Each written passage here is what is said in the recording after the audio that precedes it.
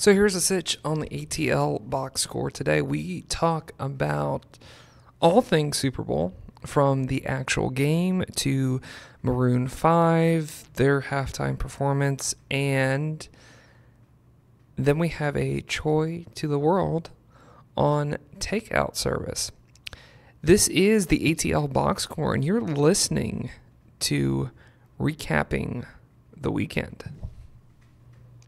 Now, you guys might be wondering, how does a podcast that just recently started, what do I use for recording space? Well, I actually use a place called Spaces, and I go to the center that's Spaces Midtown East, and I use their resources that they have here to create my podcast and to put it out there to the world and to do other business-related things, and it's pretty much my home base to grow my business and my product that I'm developing for you guys. And if you want to check it out, I have Steve Choy with me, who is one of the regional managers who manages a lot of different centers, also with Spaces and the Regis brand, to tell you more about Spaces Midtown East.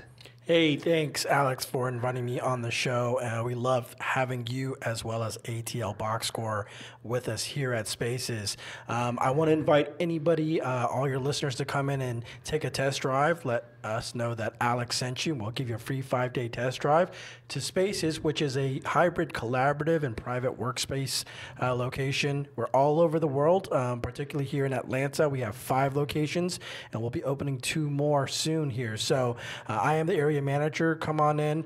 We offer private offices as well as 8,000 square feet of collaborative space for our members to come in and check it and just be productive. So again, come on in. Let us know that Alex sent you and the ATL Box Score, and we'll go ahead and set you up for 5 days free. Well, thank you, Steve. Definitely appreciate you. Definitely appreciate your friendly staff for helping me out and giving me all the resources I need to be successful. If you want to know more about Spaces Midtown, they are just a block north from the Fox Theater. I know all you guys know where the Fox Theater is. They're just a block north from the Fox Theater, and I'm going to put the website in the show description, so you have no excuses if you're like me, trying to start your own business or your own brand. Check out Spaces Midtown East.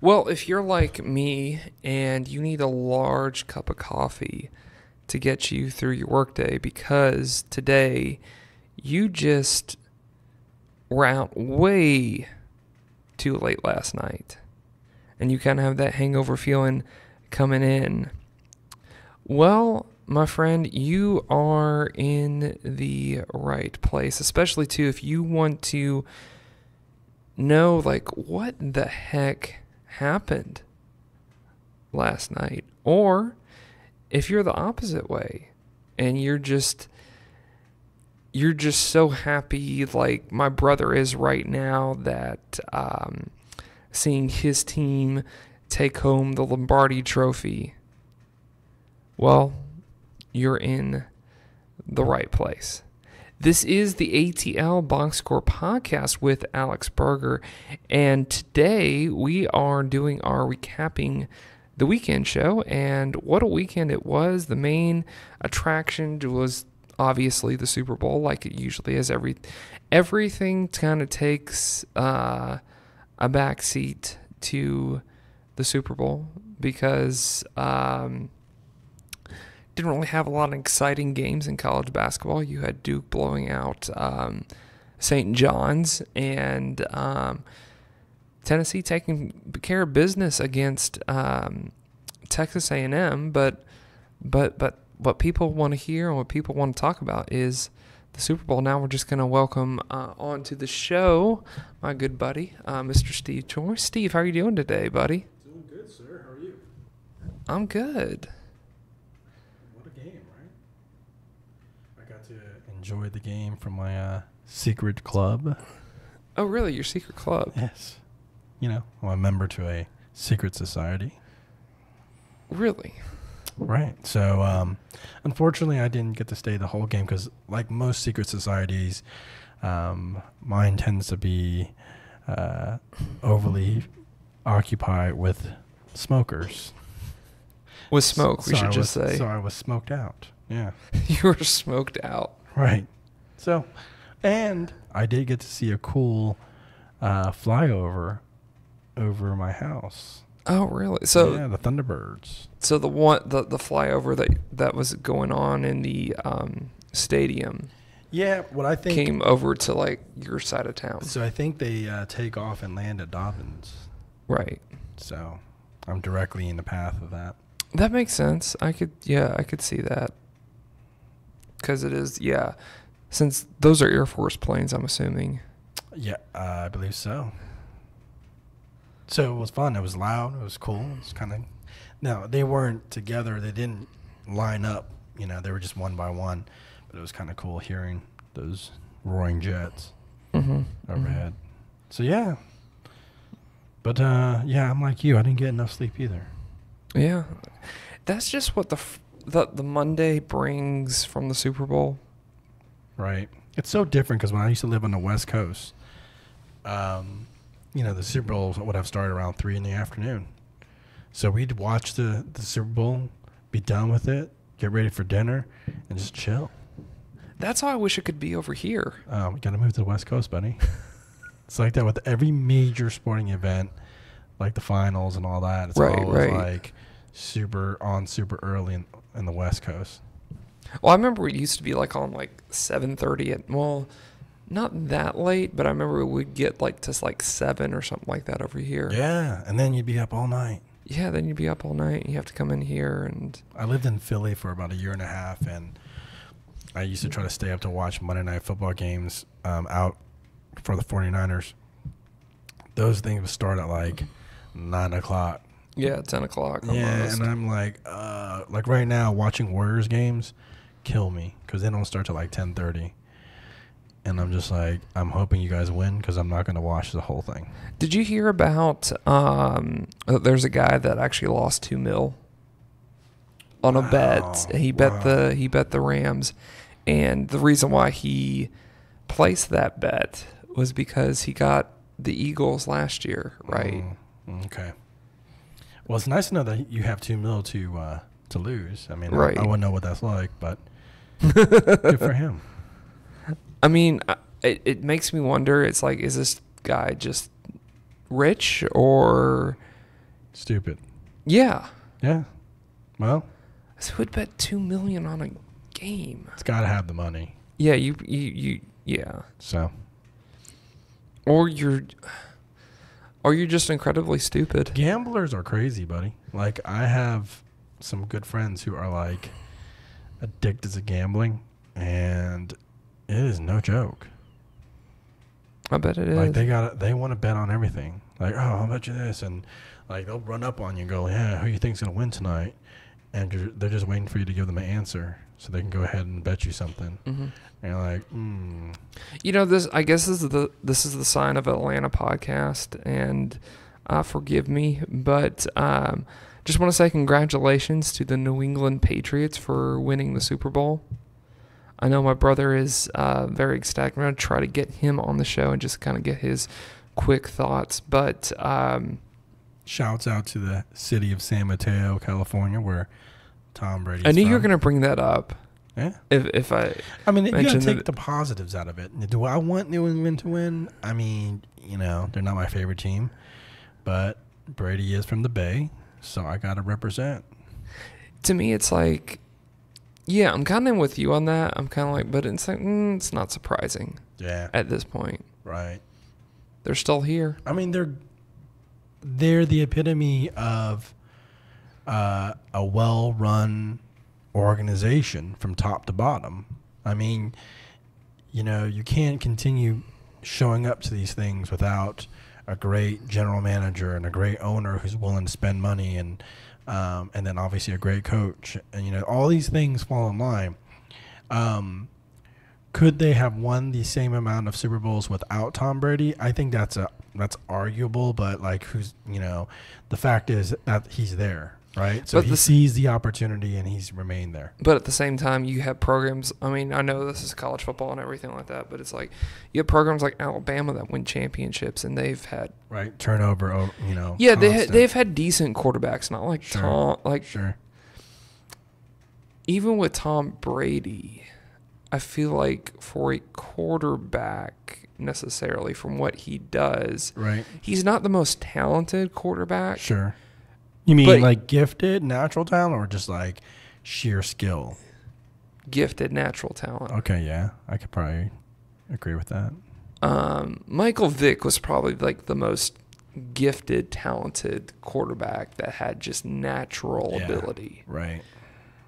But it's like, I guess the thing where it's like you have to have respect for Tom Brady. Tom Brady worked for everything. Sure. I mean, that's the reoccurring theme here, right? Everybody says this guy, his work ethic and preparation's unmatched. So, I mean, you got to give it. I all respect due to a guy who seizes an opportunity. I mean, again, coming drafted out of the 6th round or something like that, and didn't really make a name for himself in college. Well, to play quarterback. And I'm not making a knock on like the quarterback position at all. You don't have to be the most super talented guy out there. You just have to be the smartest. Sure. You just have to be the smartest. You just have to know defenses, and obviously, like you have to. But you have to throw the ball good. Like this game was completely not about either quarterback last night. No, it wasn't. It was just straight up deep. But it's like Tom Brady's going to get all the credit for it. Right. And Julian Edelman got MVP.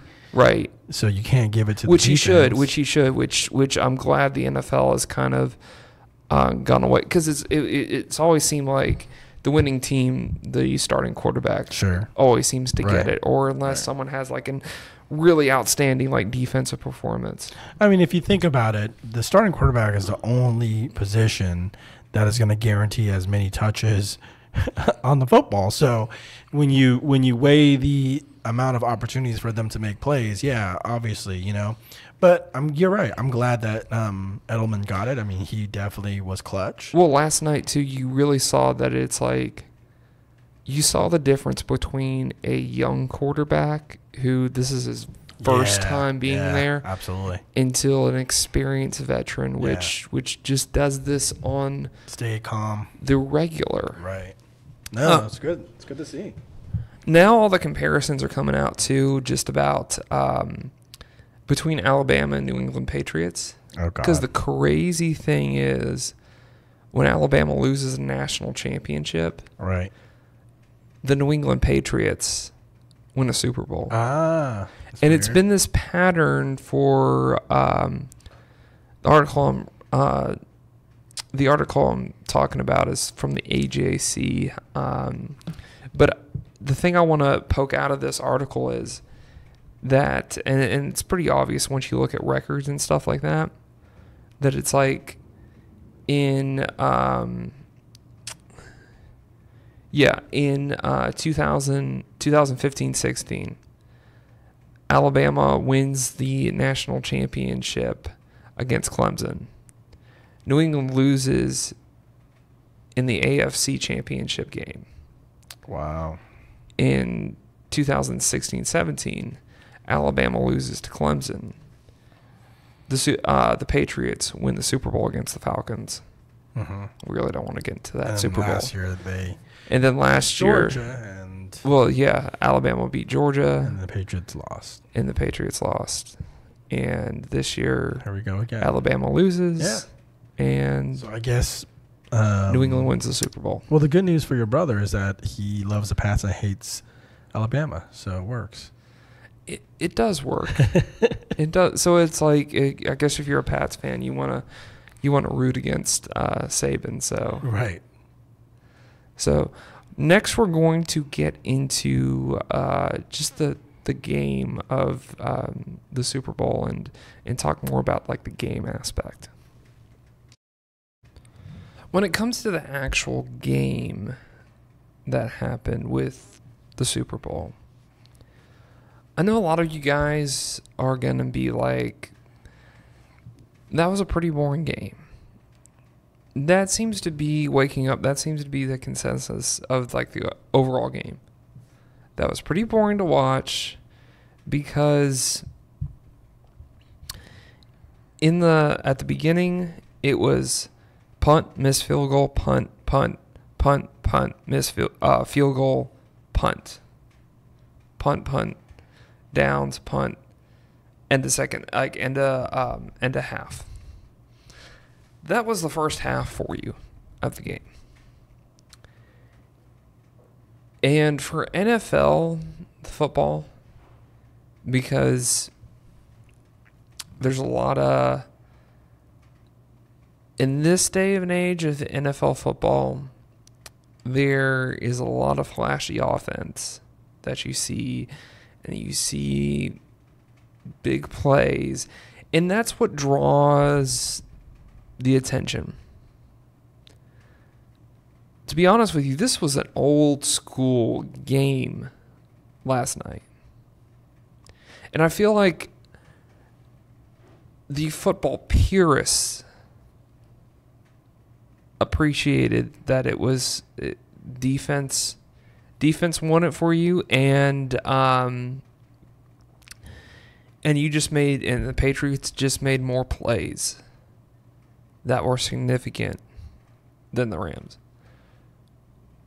That's the basis thing. This game didn't end on a pass interference call that was questioned, or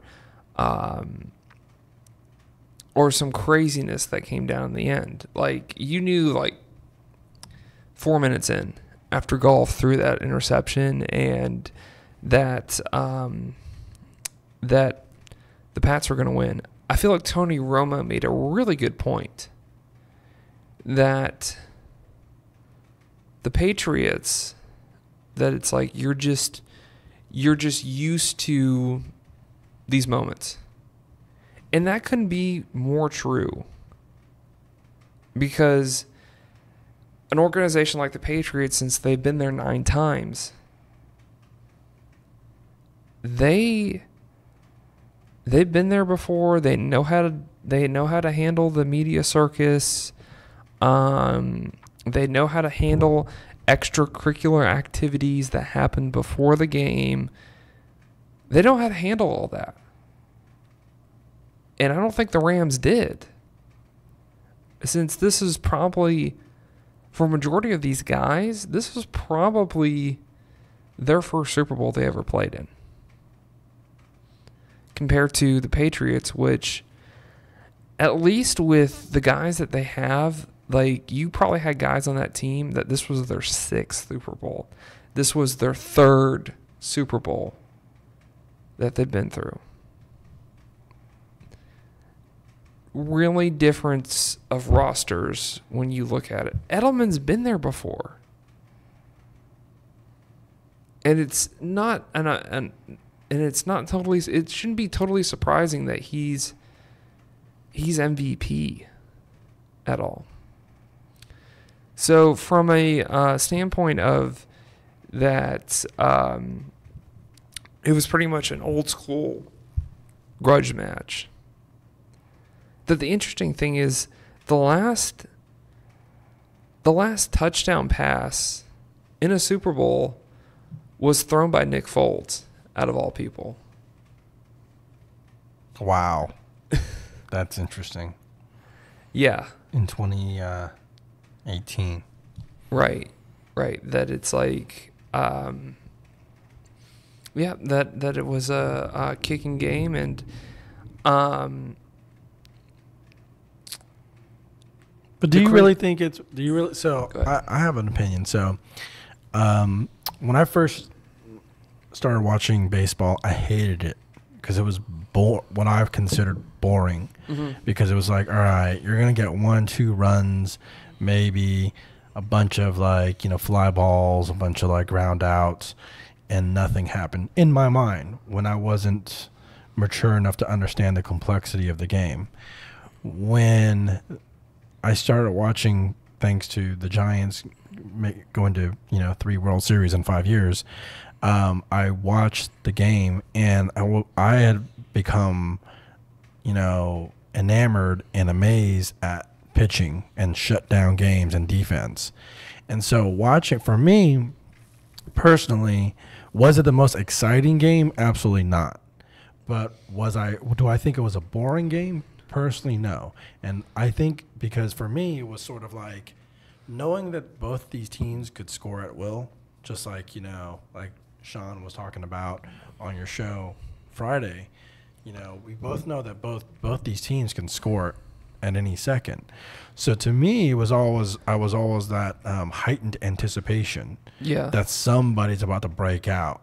And so you didn't like I didn't turn away from the screen. Like I actually missed commercials because I went to go do something during commercials because I was very in tune to, okay, who's going to be the first team to like strike and blow this thing wide open. So for me, it was like eager anticipation because I knew someone was had to be. And even though that they didn't, it kept my attention from the beginning to the end because I knew that it was such a close game that all it was going to take was just one real huge play.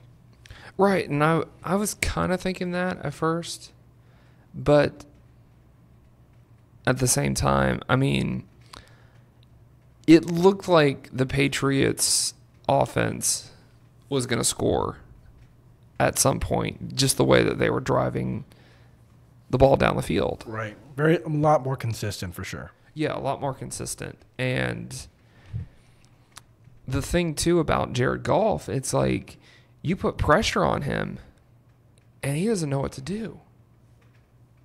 Also, too, the thing about having a young... I feel like maybe this is the thing that won it for the Patriots. And I pointed this out in the last segment, that it's like he was a young quarterback. You had a young quarterback going against an experienced quarterback. Sure. And that was probably one of the differences. Also, too, that it's like the Patriots just blocked all the running lanes. Todd Gurley had only one good run over 10 yards. Right. Where he burst through. The Patriots just shut down the run, and they forced Goff to make passes, to make play action passes in the air. Because every time last night, I saw Goff like do a play action pass, like I almost cringed because I'm just like, when is he going to get sacked? Like, or, oh my gosh, he got that off. He got that completed. Like, and I really do feel like it came down to the Patriots. The experience showed through. The Patriots were ready for this stage, and the Rams were completely not. Even though they had what the NFL calls the best offensive line. Well, for some reason, you couldn't get the run game going. Granted, too, the Rams always had bad field position. But your MO, your staple, is the Patriots just clogged that up. And you couldn't run out of that. You couldn't create a hole big enough to put a payphone through. I mean, that's I mean, because with Gurley, you just give him a crease, he can accelerate through that, and the Rams did not have that. So kudos to Bill Belichick creating a scenario where he couldn't get that done. So I agree with you that definitely the experience is probably what tipped the scales. But the fact that the Patriots were held to just 13 points says a lot about the preparation that the Rams came into. Because I kind of feel like this is more than anything. Personally, my opinion is that this was more about the two head coaches and their staffs more than anything that happened on the field. Yeah, I totally agree with you. You should give props to Wade Phillips for having Adonkin Sue and all those guys play a heck of a game. But it was your offense on the other side of the ball that couldn't score any points for you. Right. Because now you have a quarterback under pressure who throws too early, and so his guys can't get the ball, and then it's like you take away their main function of what they're good at with the run game, and he's just stuck, and he's one of the, and he showed last night that he's not a guy that could throw his way out of things like Aaron Rodgers. Aaron Rodgers could throw his way out of things. Right. So. No, I agree. I mean, I see your point. I think the only thing that I have to counter that is just the fact that it wasn't a complete domination by the Patriots. No, it wasn't. Clearly. No, I'm not saying that at all. So, yeah, the offensive side of the ball for the Rams definitely didn't live up to the hype. You know, what they score against the Saints, I mean, I don't know. They ran it up. So, coming in, I think everybody was, I think everybody was playing it safe by saying stuff like 24-21 or 27-24 or 24-20, well, all this stuff, right? I mean, there's some people who had extremes like, 49-20 or whatever. I don't think anybody, at least not that I heard, thought it was going to be a 13-3 night. Right. And then with the Rams being the team with only 3. So, again, kudos to Bill Belichick and his staff. And I think both teams had great defense that night. And you're right, the calmness and experience level of a Brady who was able to just know, like, it's just a matter of time before I get it in there. Where you're right, Goff looked like he was panicked all night.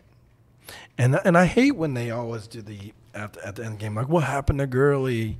It's like, man, you guys were playing from behind the whole night. Like, it sounded like you guys didn't want to. They were constantly changing their game up based on what they were seeing out there. And they didn't have confidence in that they could just stick to their game plan. Well, the NFC game, just by the way, was LA 26, New Orleans 23. And yeah, the thing about Gurley is I don't think he was playing injured or playing injured enough not to play, because a lot of people say that it's like if you're that you're always playing injured. If you're hurt at the beginning of the season, you're always playing injured throughout the rest of the season. And I agree with that statement.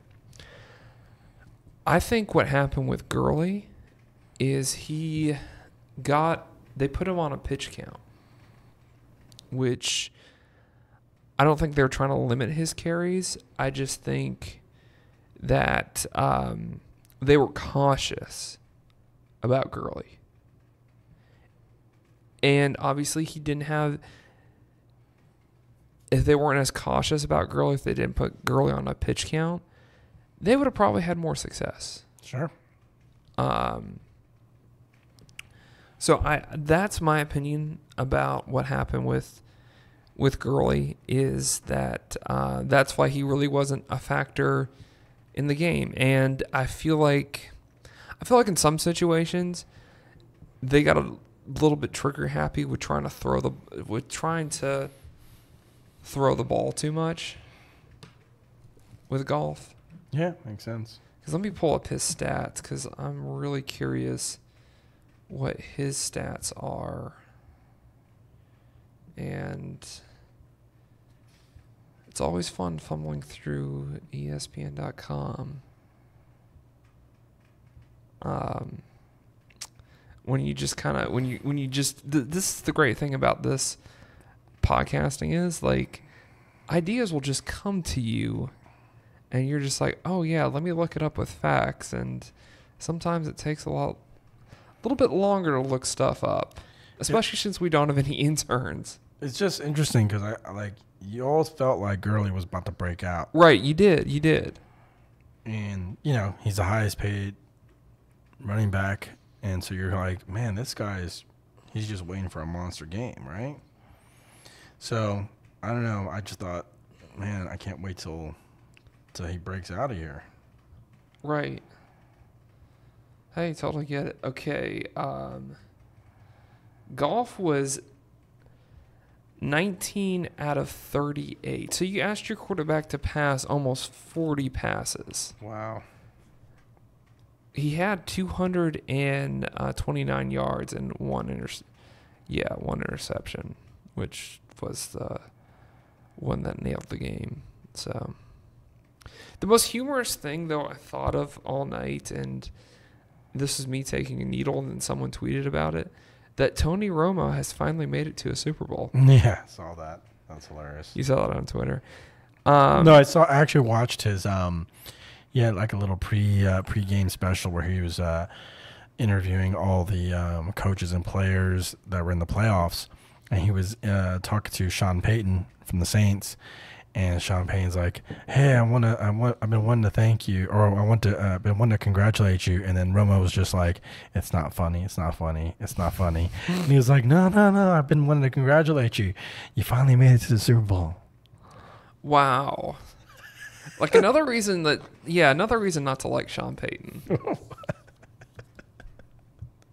even though he's saying what everyone's thinking. Well, he's the one that said it.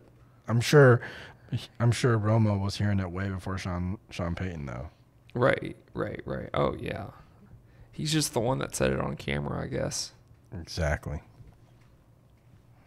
So, what do you think though of Maroon 5? Oh, Maroon 5. So I thought it was kind of. So, for all of you who don't realize or didn't hear, there was a lot of controversy about the musical act, right? So there was a lot of people, starting from even a year back, that felt like, because it's in Atlanta and Atlanta's the epicenter of the hip hop genre or industry, that it should have been, the main headliner should have been a hip hop artist. But then conversely, a lot of hip hop artists were saying they didn't want to perform because of the Colin Kaepernick controversy. So you had two converging things, right? So A, should Atlanta be a showcase for hip hop acts in the Super Bowl? And then B, these hip hop artists don't even want to perform. All right. So with that being said, Maroon 5 agreed to perform. I thought it was almost cringeworthy in terms of, and let me just say, I like a lot of Maroon 5 songs. Like, I kind of wonder, like, man, I mean, I got to a point where every time I heard Adam Levine's voice, I was just like, ugh. But they've got some catchy songs. And so material-wise, I didn't mind it so much. But it was cringeworthy because it was like, oh, my God, they're trying really hard to, like, rep Atlanta right now. Like, he came out with the Atlanta jacket. Like, I don't know if I've ever seen another Super Bowl where they were that, like, in your face about trying to represent where the city where they were hosting the Super Bowl. I don't think it was the worst performance. No, definitely not the worst. I think it's one of the ones that, I think it's one of the ones that probably a lot of people aren't going to remember, or if they will, they're going to be. I don't think it was the worst, but I just don't think it at the same time was the best. It wasn't super exciting. There wasn't a lot of like it wasn't a spectacle, you know, like, okay, so they had a giant M stage and then they had him basically just singing. Yeah, I thought that was kind of dumb. Yeah.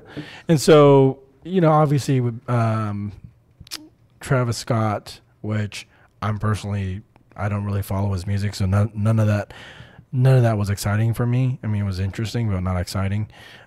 Big Boy was cool. Now, I wish they could have had like a couple of Outkast songs.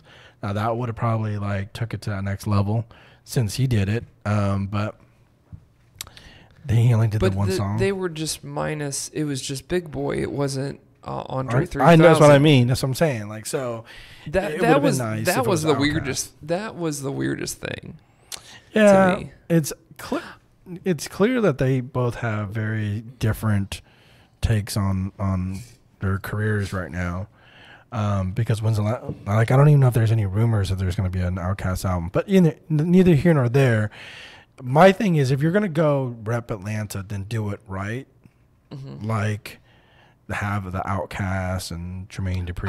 I really don't think that. Okay, I get it, that it's like Atlanta is a big hip hop music scene. Yeah. But at the same time, I'm kind of just like, that doesn't mean that it's like, I agree, you should get like it has to be about that. It has to be about the area. Like, right. Like when the Super Bowl was in New York, for example, did you see them getting like the Met Choir or who did they get? Or Billy Joel? Or the original jazz or something? Yeah. Like that's like the local music that comes out of New York, for example. And it's not like Lady Gaga because she's the most memorable one. If I want to think about Super Bowls from a while ago, like Lady Gaga has no ties to Houston. Right. This stuff that I don't think a lot of people realize, it's just the NFL. Yeah. It's not like. Well, they did the Prince tribute last year in Minnesota. I remember that. Yeah. Yeah. But Prince didn't perform at a Minnesota Super Bowl, so right. But yeah, no, I mean I agree. I agree. I didn't think it had to be that, right? So, but with that being said, that's why it was cringeworthy for me, because it was like, really? So we're gonna go shoehorn Big Boy, and then we're gonna shoehorn. That whole Travis Scott thing didn't even make sense whatsoever. And then you got Adam Levine going out there and wearing the Atlanta jacket. I mean, it wasn't special. He was also wearing someone's drapes too. It wasn't. And then he took off his shirt, looked like Tupac. Yeah. So I was like, maybe he should just do some Tupac music too. But no, seriously, I was like, I wasn't super impressed. I gave them props because he didn't lip sync, so he was singing his own stuff and he sounded good, and the music sounded generally good. There wasn't a spectacle. I guess the most extravagant thing they did was having the drones in the background, but now that's getting played out because everybody and their mother does it. Right. Yeah. True. So true. I don't know. I mean, and you had that one special effect where they did that like one thing in the crowd with the meteor or what? Yeah, those like glow, those the lanterns. Yeah, those are the drones. Yeah. Those were drones. Yeah. So it looked like it was just regular lanterns being let go, like they do, but then it turned into they were just all drones, and then they started spelling out stuff. Right. Yeah. Well, I mean, who would you like to see? See, the thing about Super Bowl shows, it's always hard because you got to find. You only have like. You only probably have 10 or 9 minutes to perform. But not only that, I think you have like a little bit longer. But they do the post game stuff. Like true. True. Halftime is like 15 minutes long. But what I'm saying is determining a good musical performer is difficult because sometimes Super Bowls, they want to go like with the dad rock. Like they'll bring in like, Billy Joel or Elton John, or like people who are like, okay, that doesn't really connect with like the new, the youth, right? And then they want to go too far, like, and then they'll bring somebody like Travis Scott, where I think he's just not mainstream enough, or people are kind of like, who the hell is Travis Scott? Right. So, like, I guess I liked Bruno Mars. I thought he was good. He was good. I think today it'd be nice for them to have like a country performer. The most memorable Super Bowl halftime performance was your girl and Justin Timberlake, Janet Jackson. Yeah. Like, that was awesome. It was awesome. It was awesome. They did a great job. They just Choreography. The stupid rip thing was. They dumb. just overdid it at the end. Yeah. Was that's my only thing Has about Justin but done it's one? like, but the thing about it though, that yes, Justin did last year. Yeah. But that performance, That's right. like, killed it. It killed it because they had a contract, like the NFL had a contract with Yeah, MTV. They had yeah. something good going on, and then they absolutely murdered it. Yeah, you're right. And then it's like, oh, we have to get the Rolling Stones to do the Super Bowl now because of all these complaints and because kids are Play it watching safe this. And yeah. Right. So Justin Timberlake ruined the Super Bowl halftime shows for like 5 years. Sucks. But then it's like they finally got their act together and was like, okay, like this part of the game needs to be improved, and I'm glad it's fixed now. I agree. I thought it was again, it wasn't anything that I'm gonna like remember 5 years from now. Because we're here in Atlanta, of course, you probably have more sensitivity towards it. But if I was living somewhere else, I'd have just been like, yeah, it wasn't all that. Yeah, it wasn't worth writing home about. Yeah. Oh, now if they could have they tried to do the Atlanta Flair thing. I'll give them that. Yeah, they tried, but it didn't connect. It didn't connect, right? Because they had Lil Jon, okay, like at the beginning, like people like, I don't know, and then they had Gladys Knight, But now if they do go to L.A., they need to have like a whole Dre, Snoop Dogg, Death Row type of performance. They probably won't because it's the NFL. And this is the thing about the NFL. The NFL is like the United Nations. They're just going to do things that doesn't make sense, and they're going to do them because, well, they're the United Nations. Same thing with the NFL. We're going to have Maroon 5 play in Atlanta, and we're gonna try to have an Atlanta Flair thing with the Super Bowl halftime show, just because we can. I agree, buddy. I think too what it comes down to, guys. I think there's a lot of money exchanging hands in hotel meeting rooms that we will never see or know about. I'm just gonna put it that way. So anyways, congrats to Sony Michel for scoring the only touchdown that the Patriots had, and it's good to see the Dogs getting represented. And hey, Thomas Dimitroff, just saying, the team that won the Super Bowl had the most players from the University of Georgia. Just saying, you should probably look into that program. That's probably an hour from Flowery Branch. Well, yeah, for sure. For talent. Instead of looking at Clemson. Just saying. Absolutely. So right now we're going to have David Berger on the show real quick just to get his reaction to the Super Bowl. And I know he's ecstatic, and he is a Pats fan, just putting that out there right now. So, and then we're going to have Choy to the world. Well, now we have joining the conversation a very happy Patriots fan, Mr. David Berger. David, congratulations on your Pats for winning a 6th Super Bowl. How are you feeling, buddy? I mean, yeah, it's a pretty good Monday when you can get up knowing that your team won the Super Bowl, especially coming from, last year where, we lost in heartbreaking fashion in terms of, the defense didn't show up against Philly. But this year the defense showed up. It was the offense that was kind of stagnant at times, but overall a win is a win. And as a Patriots fan, you've kind of grown accustomed to being in close Super Bowls, no matter which side the win and loss you're on. But at the same time, man, it's great. It's a great feeling. 6 wins, tied for the most with the Steelers. But also it's good to know that Brady and Belichick are two, current coach and quarterback.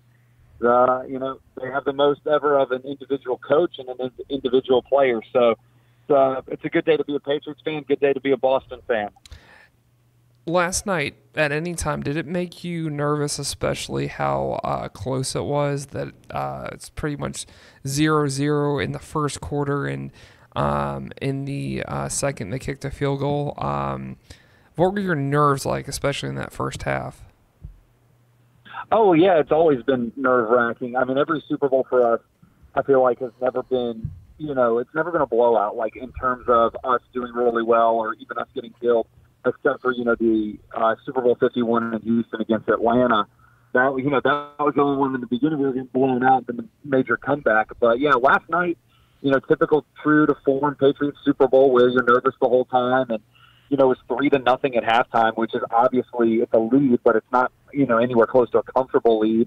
And then it was 3-3 to end the third quarter. So going into the fourth, it was still tied and anybody's game at that point. I guess the one thing that I was kind of leaning towards, I guess holding my hat on, was the fact that our defense was shutting down the second best offense in the NFL.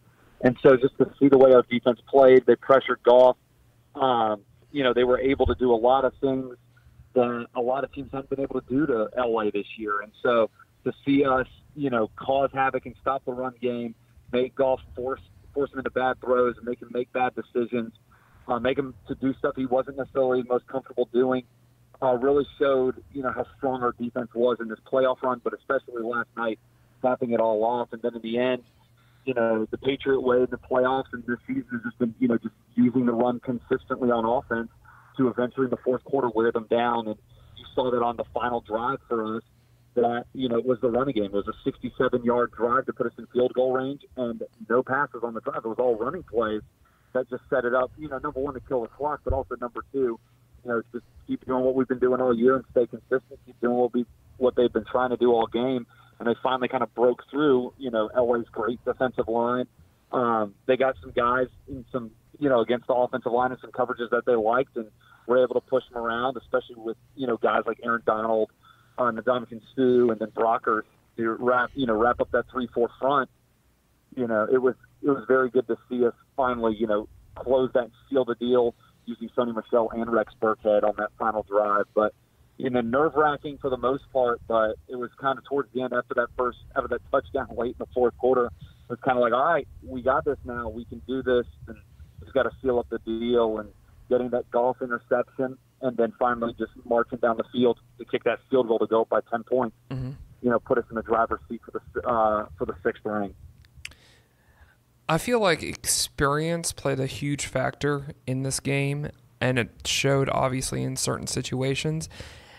I just want to know from you too, because the Patriots are one of those teams that they're not always the most talented team, but you have to put on your A game to beat them, kind of like what the San Antonio Spurs was when they had Tim Duncan. Yeah, the Patriots, we've never been a team of, absolute superstars. Yes, Brady is, arguably the greatest quarterback and greatest player of all time. Gronk's one of the best tight ends of all time. But, Julian Edelman, even though he was Super Bowl MVP last night, he doesn't put up huge numbers. He's very consistent, though, in what he does.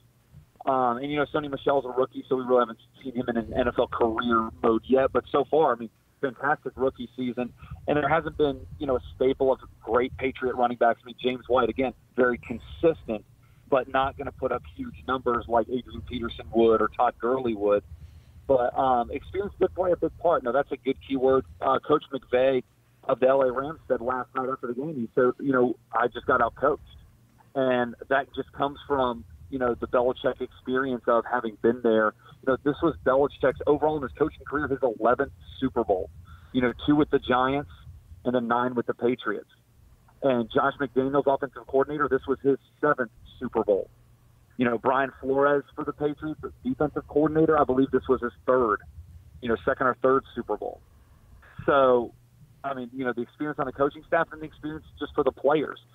The good thing about it for the Patriots is that, a lot of the core guys, have been there. They were there in Houston 2 years ago against the Falcons. They were there last year up in Minneapolis against the Eagles. So the Super Bowl experience, not only for the coaches, is big, but it was for the players. And I think that really did show last night. I think you could really tell with Jared Goff, and then you could also kind of tell with LA's play calling how, a lot of people were complaining. I saw on Twitter about, they're not using Todd Gurley enough. They're not using Todd Gurley enough. And I think about it, if they weren't using Todd Gurley, I don't think that's necessarily coaching. But at the same time, I think Todd Gurley was hurt. Right, I think. But even then, in those little decisions of keeping him in, keeping him out, the Patriots took advantage of, we're still going to stop the run whether it's C.J. Anderson or Todd Gurley. That's going to be a big focus. We're going to stop the run to make Jared Goff force the passes. And then we're going to mix up the coverages. We're going to look like we're in man, but then drop back into, what they call a quarters coverage or a cover 4. So, it was just little things like that kind of threw them off, where even on the Patriots side, on the offensive side, Wade Phillips' defense for the Rams did a good job of kind of frustrating Tom Brady and kind of did a good job at times of confusing the Patriots and, made it difficult for the Patriots to really scheme against them throughout the game because they were switching up their coverages too. And that comes from Wade Phillips' experience. But at the same time, the players are making those plays. And I think in the end, the preparation, I don't know if it was any of that, but at the same time, the preparation, Belichick's been there, done that, and with this being McVay's first Super Bowl, I could see him being back in it eventually. But at the same time, I think he learned a lot last night. I think Goff learned a lot last night. They're still a great team. They still have a great core group of guys, but it was just very interesting after the fact to really sit down and to break it down, say, wow, Belichick really did outcoach Sean McVay pretty drastically in that game. And, McVay even admitted it at the end of the game last night. How satisfying was it to see Sony Michel get the only touchdown for the Patriots, and that it seems like the Patriots' MO, especially on offense this year, is they'll run it when they have to, and they'll run it to establish dominating the line of scrimmage, and then they'll just throw it when they have to. What do you think of that? Because it seems like with this Patriots offense, the strategy changes year to year, and obviously that's what great teams do. Yeah, the strategy changes not just year to year, Alex, but also changes game to game. In the Brady-Belichick era, they've been very much known for, and this is mostly Belichick, obviously, switching things up every game, not sticking to the same formula and saying, we're going to, do what we want to do, in the, just against whatever team. No, it's like we're going to switch it up to what we feel like our strengths will be going into each game against different teams. And, the Rams, it was kind of the same way, though. But even at the same time, it's kind of like we're going to consistently try to use the running game to set up the pass. And that's been kind of a staple this year. The one big adjustment that they did, though, in the second half was Josh McDaniels switched this up at halftime. He brought out what they call their 22 personnel, 2 tight ends, a fullback, and a running back. But instead of placing them like in an I formation or in a strong power formation, what they did was they just put them out, all as receivers basically. Made them all eligible, and they went in an empty formation. So they had their big personnel, their 22 personnel, in an empty formation, which, most notably see with like 5 wide receivers or 4 wide receivers and a tight end. Well, the Patriots had, their 2 tight ends, Gronkowski and Dwayne Allen. They had, 2 running backs, Sony Michel or James White, whichever. And then they had a fullback, James Devlin, and then they had a wide receiver out there, whether it was Philip Dorsett or Julian Edelman, as that 5th guy in an empty formation. It's kind of like, they use their big formation that they use for running plays, but then spread everybody out. And that kind of spread out the defense a little bit, which really set up on that second to last drive.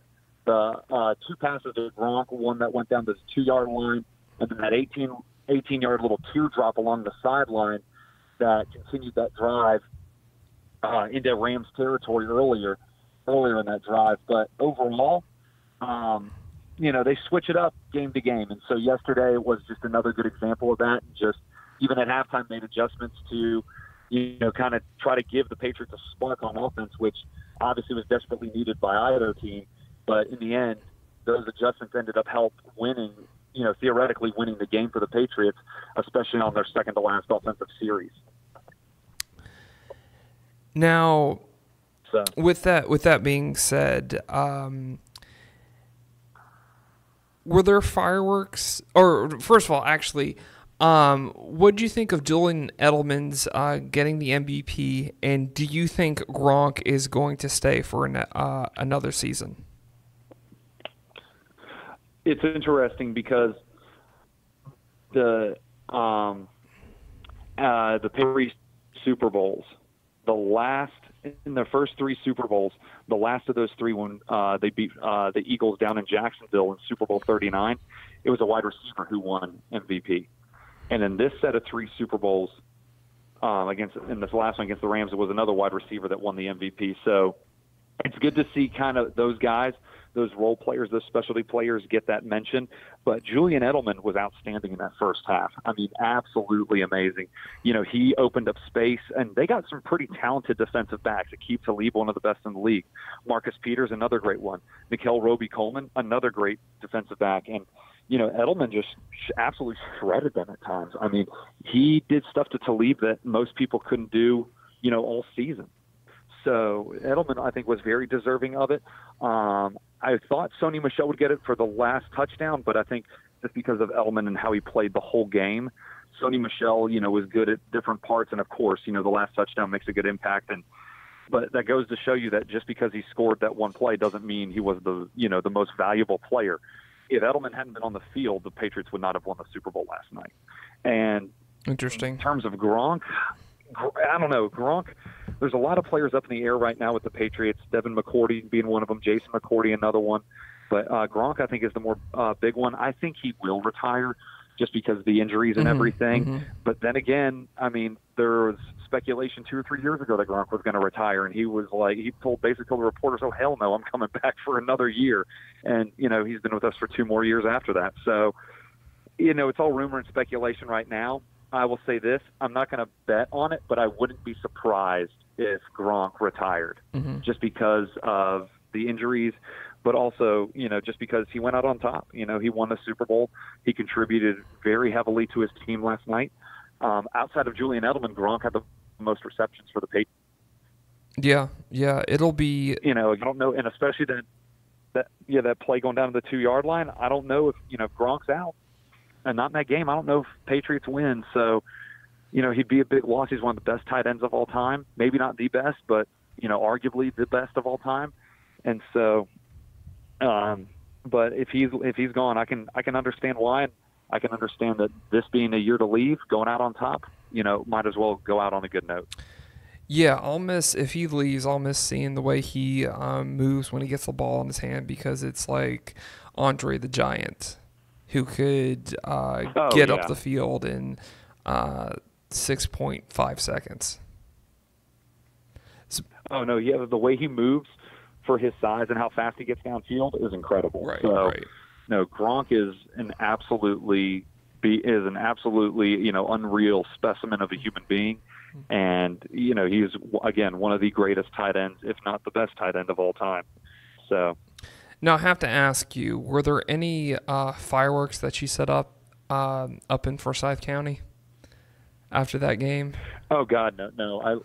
You leave that up to the other people of the county to do that. Gosh, no, I don't do the full fireworks thing. Also, became a recent dad, so I don't have any reason to set off loud explosions to wake a sleeping baby. So. Oh, there you go. Well, thanks, David, for joining the show today. Where can we reach you on social media? Twitter's going to be the best one, at Coach D Berger. All right. That'll be the best one. That's Coach D Berger, Berger. All right, David, we'll enjoy this one. All right, man. Thanks again, Alex. All right. Well, now we're going to do a Choy to the world, and I think we're going to talk about carry out and delivery. So I feel like sounds like it's right up my alley. Right, I feel like that's an appropriate topic, especially with the Super Bowl. So I got some stories. You got some stories? But on today's special edition of Choy to the World, I'm going to let you go ahead and kick it off, man. Because I do have a story to happen. Why don't you start? Tell me about what happened this weekend. Okay, what happened was, first of all, I kind of had like plans. I was kind of feeling things out, first of all, with like Super Bowl parties and what's going on. And so you had a lot of opportunities. I would have loved to gone to this game just because it's here. Yeah. But I don't have, say you went to the Super Bowl. Right, I don't have money like that. So I had to settle on parties and stuff. Did you know Steve Harvey was here? Man, who wasn't here? So anyways, Steve Harvey. So what ended up what I ended up doing was I had a choice to go to a party near your area, or I could chill with my friends who just wanted to chill at home and everything like that. And I was like, I kind of want to. You also had an open invitation to my secret club. Oh, I did have an open invitation to your secret club, but then they would force membership down my throat. So. Amongst other things, but go ahead. So anyways, what I ended up doing was I was like, well, I could get a pizza for you guys. Yeah. Because I know like sometimes it takes them a while to you got to push them in the right direction. There's kind of those friends that are just, kind of laid back in that, or just not thinking about that stuff. But I think about that stuff all the time. Where are we going to eat, and what are we going to eat? Yeah, type of thing. That's a big deal. It can be, yeah.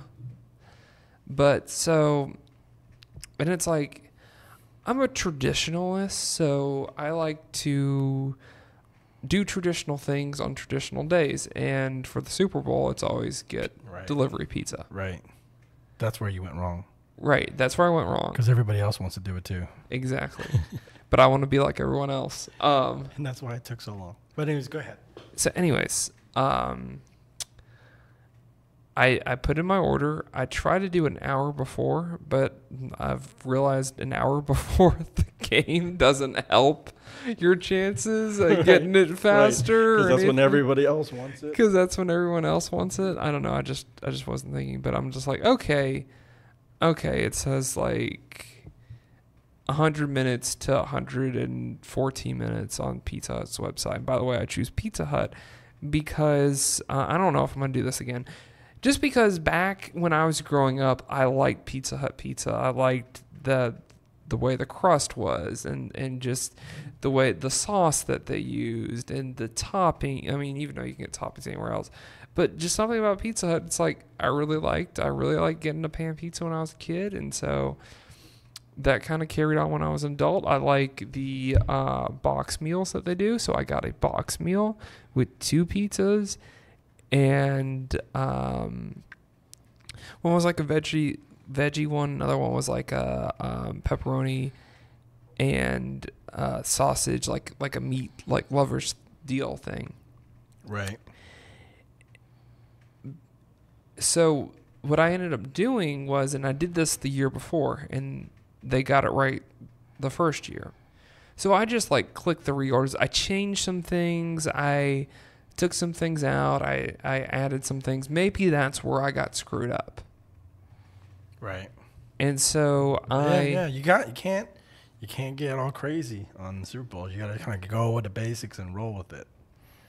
One of my friends wanted cheese sticks, so I switched out breadsticks to cheese sticks.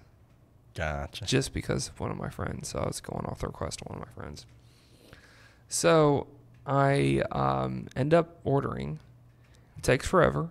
But I was expecting that. I get it before halftime. And I open it up. And when I open it up, it's kind of like, whoa, like this is absolutely not what I ordered. Wow. But at the same time, I knew it was going to take another 100-something minutes to redo it. Right. And first of all, too, how wrong was it though? How wrong was what you received from what you ordered? Was it at least the same price of what you paid, or was it a completely wrong order? It was, yeah, it was the same price I paid. Okay.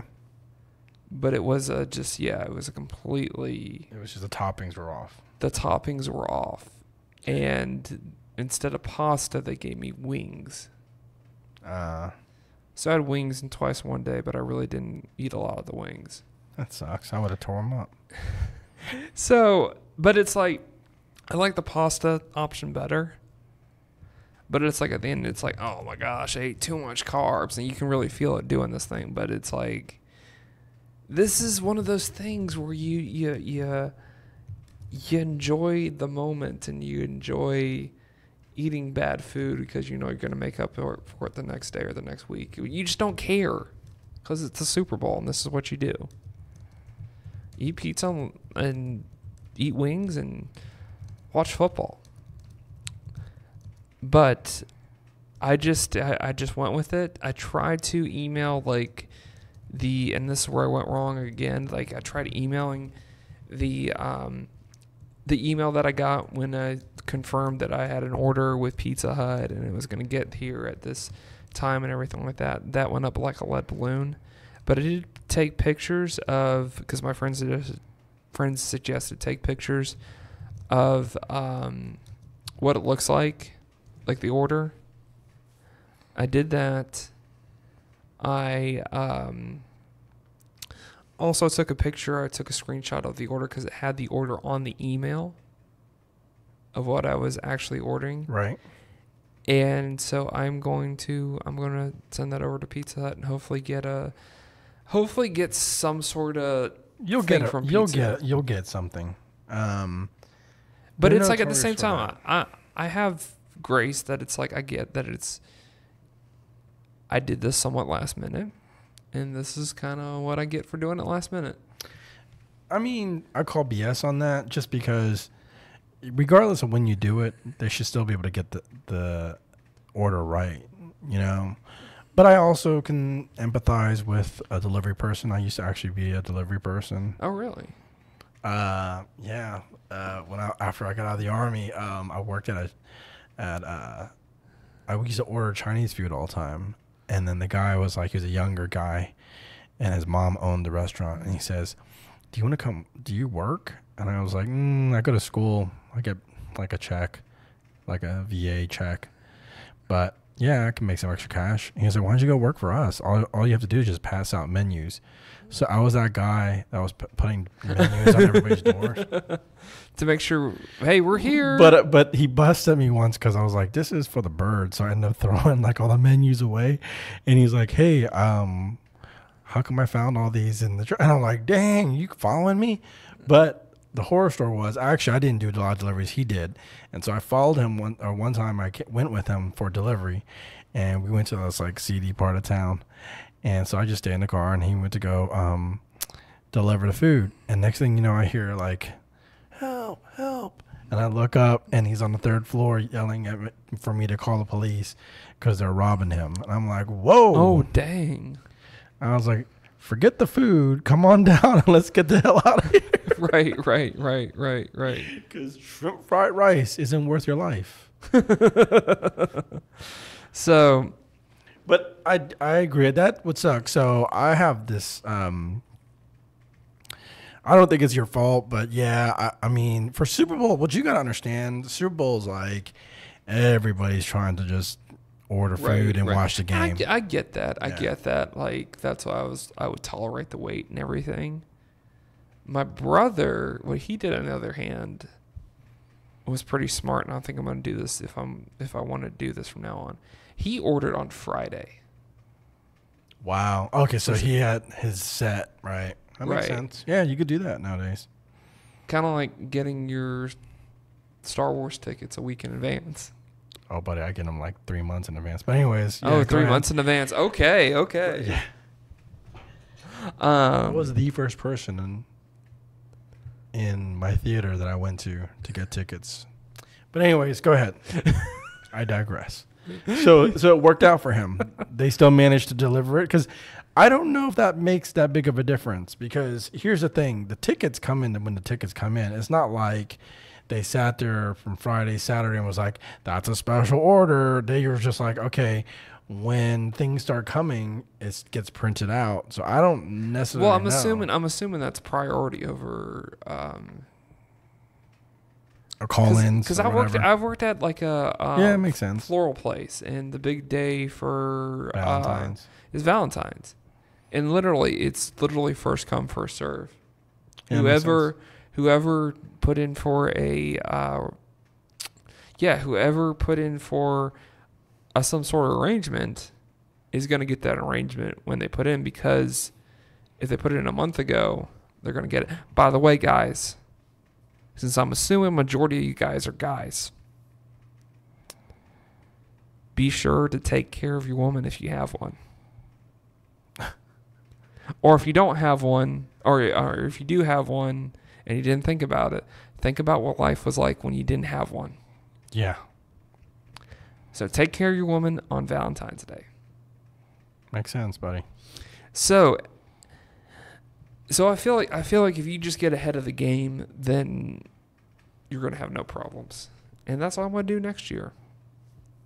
Makes sense. Hopefully getting a sweet Pizza Hut coupon that I can use for next year. I mean, I don't know if you want to hold on to that, but they'll make it right. So I have a McDonald's and a Burger King right down the street from me, and I don't know why, but every time I go, because it's just convenient, they always screw up the order. Really?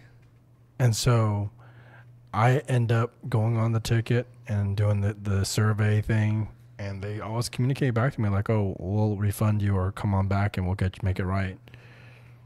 So I'm sure you'll get your another free order on them or something. They'll make it right for you. I bet they will. Yeah. I bet they will. So, but it's a hard industry, man. I mean, when you're pumping out food and everybody's and like a place like Pizza Hut where you got 5 million different things that you can order. Right. So I don't necessarily blame them. I mean, yeah, it was bad on you to probably order. What you got to do next time, Super Bowl, was probably just pay me and I'll just hook up some food and we'll have a Super Bowl throwdown. Some dumplings. Like I said, I'm a traditionalist. For you. So. Oh, I like some pizza and wings. We make our own pizza at the house. Oh, nice. But probably not to your standards. But anyways, wow. Anyways, so yeah, no, that's a good one. So, do you have any other takeout horror stories? Not really. This is like the first one that you was pissed then, huh? I wasn't pissed, but I'm just like, what did you end up getting? So, what did you order and what did you end up getting? I'm curious. I got 2 pizzas that were, one was a like veggie pizza that had like for what reason? Was there someone that was like a vegan, or was there just like nobody? I'm trying to, when I eat crappy food, I'm trying to at least like have like some sort of oh boy. Then it's like, yeah, my big deal is like I eat a lot of spinach, so that had like some spinach on there. Okay, and some like fair. It's fair. Some vegetables. So sort of a balance, right? And then like the other one was like hardcore meat, like pepperoni, sausage, ham. Damn, it's making me hungry right now for some pizza. Yeah, it's about that lunchtime. So, and then it's like I had a pasta option, and I chose chicken Alfredo. Yeah, always a safe bet. Right, it has that nice white cream sauce on it. Just perfect. And then it's like then cheese sticks because one of my friends wanted it. Nice. But instead, I got pizza that was the meat pizza. I think they confused it because it had ham on it. Right. It was an Hawaiian pizza. Right. Well, it had no. It had all the meat stuff on it, but then they added pineapple. Eish. Yeah. which kind of threw off the whole thing. Yeah, that sucks. Then the other pizza, the veggie pizza, had chicken on it, and I don't know what else. Right. It was one of those things. Yeah. And it's like, it was cold, too, when I got it. So I spent the whole halftime show warming up pizza. Yeah. That was bad. That's terrible. Yeah. How many people were eating?